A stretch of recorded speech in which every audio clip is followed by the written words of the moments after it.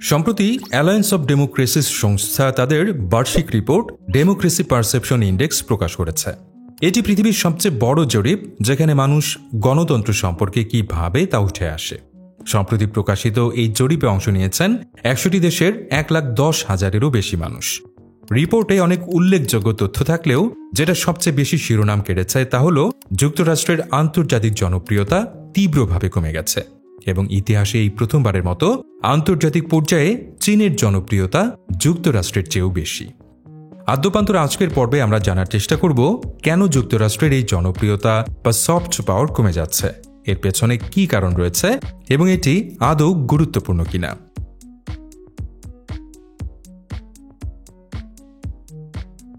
শুরুতে চলুন কয়েকটা গুরুত্বপূর্ণ তথ্য জেনে নেওয়া যাক।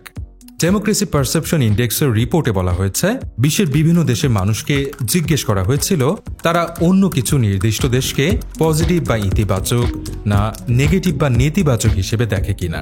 সেখান থেকে বের করা হয়েছে নেট অনুমোদন স্কোর, মানে কোনো দেশ সম্পর্কে মোট কতজন ইতিবাচক দৃষ্টিভঙ্গি পোষণ করে আর কতজন নেতিবাচক তার পার্থক্য। এই স্কোর অনুযায়ী বর্তমানে পৃথিবীর সবচেয়ে জনপ্রিয় দেশগুলো হল সুইজারল্যান্ড, সিঙ্গাপুর, কাতার, কানাডা এবং জাপান। এই রিপোর্টে বিশ্বের বেশিরভাগ দেশই পেয়েছে নেট পজিটিভ রেটিং, অর্থাৎ বিশ্বব্যাপী বেশিরভাগ মানুষ তাদের দেখে ইতিবাচকভাবে। তবে নেট নেগেটিভ রেটিং রয়েছে বেশ কিছু দেশের ঝুলিতে, মানে তাদের সম্পর্কে বেশিরভাগ মানুষ নেতিবাচক মনোভাব দেখিয়েছে।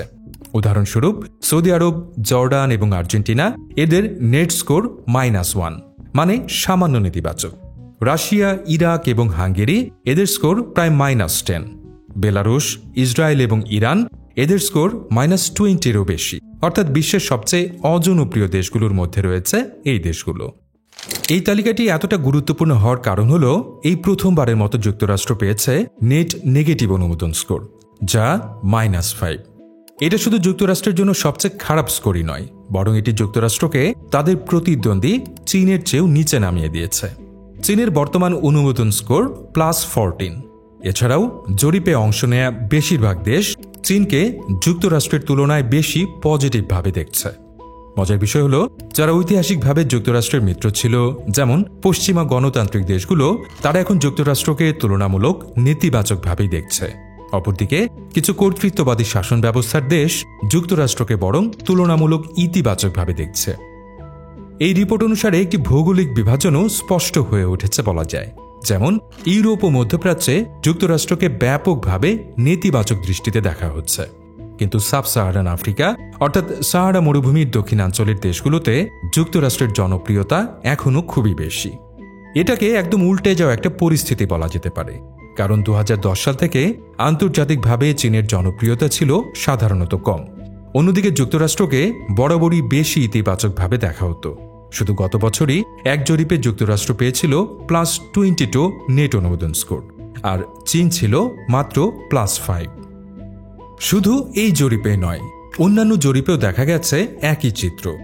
উদাহরণস্বরূপ ইপসস নামের একটি জরিপ সংস্থা 29টি দেশে গবেষণা করে দেখেছে শুধুমাত্র 46% মানুষ মনে করে যুক্তরাষ্ট্র বিশ্ব রাজনীতিতে ইতিবাচক ভূমিকা রাখবে। এটি যুক্তরাষ্ট্রের জন্য সবচেয়ে নিচু স্কোর, যা আগে কখনো দেখা যায়নি। গত বছর অক্টোবরেও 59% মানুষ যুক্তরাষ্ট্রকে ইতিবাচক প্রভাব বিস্তারকারী হিসেবে দেখছিল। এই পতনটি ঘটেছে 29টির মধ্যে 26টি দেশেই। তবে যুক্তরাষ্ট্র সবচেয়ে বেশি জনপ্রিয়তা হারিয়েছে কানাডা, দক্ষিণ কোরিয়া এবং ইউরোপে। তাহলে আসলে কি হচ্ছে? এই জনপ্রিয়তা হ্রাসের পেছনে একটি বড় কারণ সম্ভবত ডোনাল্ড ট্রাম্প। তিনি আন্তর্জাতিকভাবে সবচেয়ে অজনপ্রিয় নেতাদের একজন।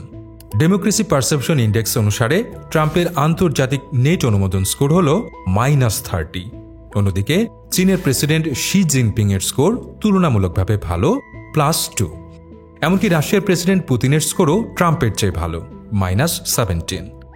এটি সম্ভবত ব্যাখ্যা করে কেন যুক্তরাষ্ট্রের ভাবমূর্তি সবচেয়ে বেশি ক্ষতিগ্রস্ত হয়েছে ইউরোপে। কারণ ট্রাম্প ইউরোপের প্রতি বাইডেনের চেয়ে অনেক কম সহানুভূতিশীল ছিলেন। তিনি কখনো গ্রিনল্যান্ড বা ডেনমার্কে হামলার হুমকি দিয়েছেন, ইউক্রেনকে সাহায্য বন্ধ করে দিয়েছেন এবং প্রায়ই ইউরোপের বাণিজ্য নীতিকে আক্রমণ করেছেন, যার ফলে যুক্তরাষ্ট্রের জনপ্রিয়তা যে ইউরোপে নেমে যাবে তার বলার অপেক্ষা রাখে না। ইউরোপ ও মধ্যপ্রাচ্যে ট্রাম্প অত্যন্ত অজনপ্রিয়, যদিও সাব সাহারান আফ্রিকায় তিনি নেট পজিটিভ রেটিং পেয়েছেন। অন্যদিকে শি জিনপিং ইউরোপে খুব একটা জনপ্রিয় নন, কিন্তু মধ্যপ্রাচ্য ও আফ্রিকায় তিনি খুবই জনপ্রিয়। তবে শুধু ট্রাম্পের কারণেই যে এই পরিস্থিতির সৃষ্টি হয়েছে তা অবশ্য বলার উপায় নেই। যুক্তরাষ্ট্রের বৈশ্বিক গ্রহণযোগ্যতা অনেক দিন ধরেই পতনের দিকে। ট্রাম্পের প্রথম মেয়াদে যুক্তরাষ্ট্রের ভাবমূর্তি অনেকটাই খারাপ হয়েছিল, যদিও এই মুহূর্তের মতো এতটা নিচে নামেনি। বাইডেন ক্ষমতায় এসে পরিস্থিতির কিছুটা উন্নতি করেছিলেন, তবে তার শাসনের শেষ দিকে সেই অবস্থাও আবার অবনতি হতে শুরু করে এবং ওবামা সময়কার জনপ্রিয়তার শিখরে আর কখনোই ফিরে যেতে পারেনি যুক্তরাষ্ট্র।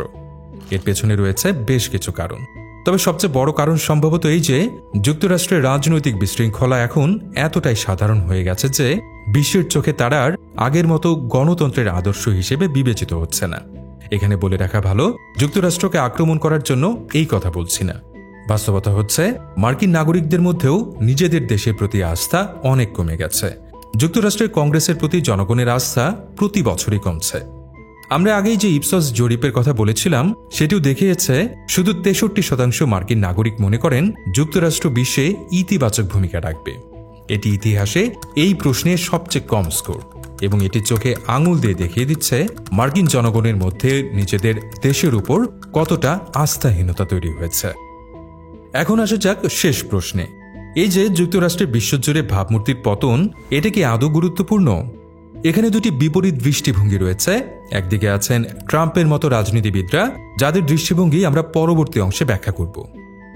সফট পাওয়ার, যা সাধারণত অন্যদের জোরপূর্বক কিছু করানোর পরিবর্তে স্বাভাবিকভাবে প্রভাবিত করার ক্ষমতাকে বোঝায়, সেটাকে হয়তো আপনি তেমন গুরুত্বপূর্ণ মনে করবেন না যদি হার্ড পাওয়ার বা শক্তিশালী চাপ প্রয়োগের ক্ষমতা থাকে, যেমন ট্যারিফ বা শুল্ক আরোপ কিংবা সামরিক কার্যক্রমের মাধ্যমে অন্য দেশগুলোকে তাদের ইচ্ছা অনুযায়ী কাজ করানো।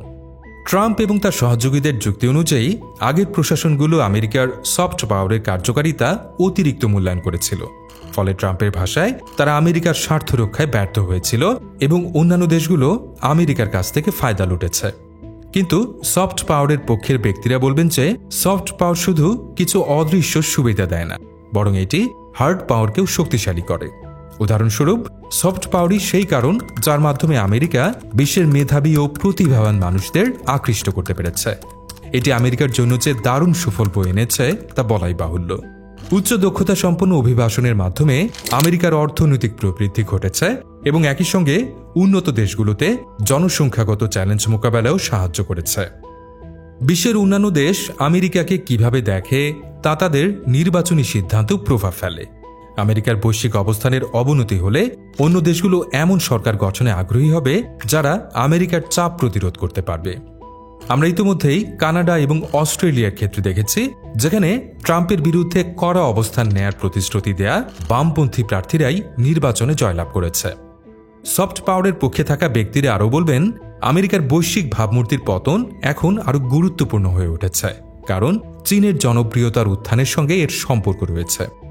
আমেরিকার প্রতিদ্বন্দ্বিতা নিয়ে যারা উদ্বিগ্ন, তাদের জন্য এটিও উদ্বেগের বিষয় হওয়া উচিত যে বিশ্বব্যাপী জনমত এখন বেইজিংয়ের দিকে ঝুঁকছে, বিশেষত যখন ট্রাম্প দেশগুলোকে দুই পরাশক্তির মধ্যে কোনো একটিকে বেছে নিতে বাধ্য করার চেষ্টা করছেন। আন্তর্জাতিক পর্যায়ে চীনের জনপ্রিয়তা যুক্তরাষ্ট্রের চেয়ে বেশি হওয়া কিংবা যুক্তরাষ্ট্রের সফট পাওয়ার নীতি থেকে বেরিয়ে আসা বৈশ্বিক রাজনীতিতে কী ধরনের প্রভাব ফেলতে পারে, তাই এখন দেখার অপেক্ষা।